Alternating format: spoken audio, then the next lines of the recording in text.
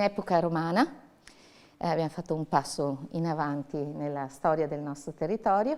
Questo è un reperto davvero interessante, è l'unico per ora reperto statuario che abbiamo di epoca romana nel nostro territorio.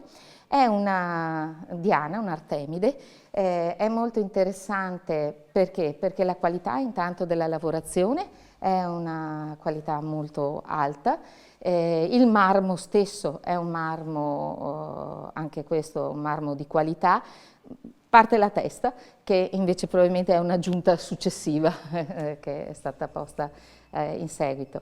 Sì, è l'allarme. È molto bello anche la lavorazione, vedete, del drappeggio molto morbido.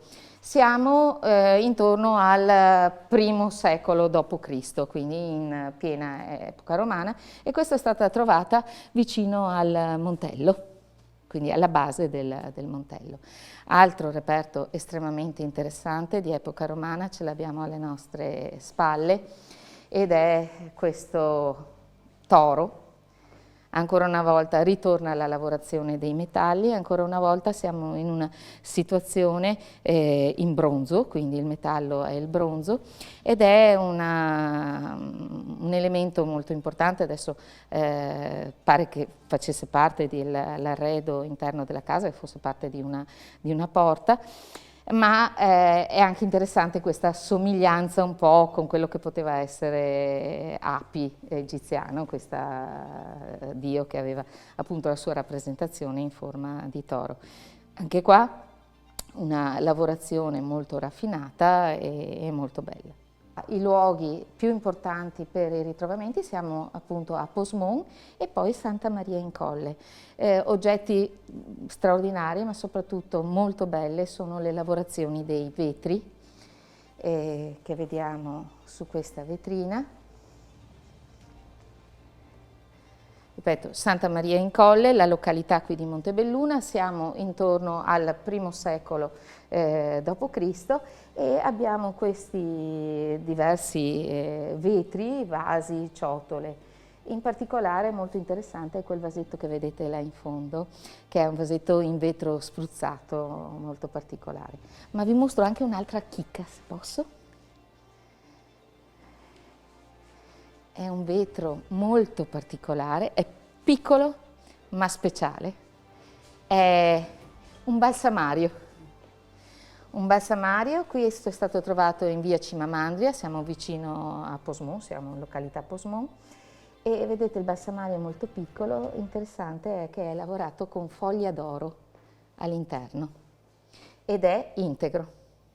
Interessante anche questo corredo, una tomba enorme, la 174, che ci ha restituito, vedete, corredi plurimi, perché sono sepolture plurime. Siamo in via Cimamandria ancora una volta ed è veramente la testimonianza della ricchezza di reperti che ci ha lasciato la presenza romana in questa città. Qui vi racconto una curiosità, è una bella storia, è una storia di continuità, di come i romani sono arrivati in questo territorio e con i Veneti antichi hanno intessuto una relazione che non è stata una relazione conflittuale, ma anzi, la storia è bella perché qui troviamo una tomba, è una tomba romana.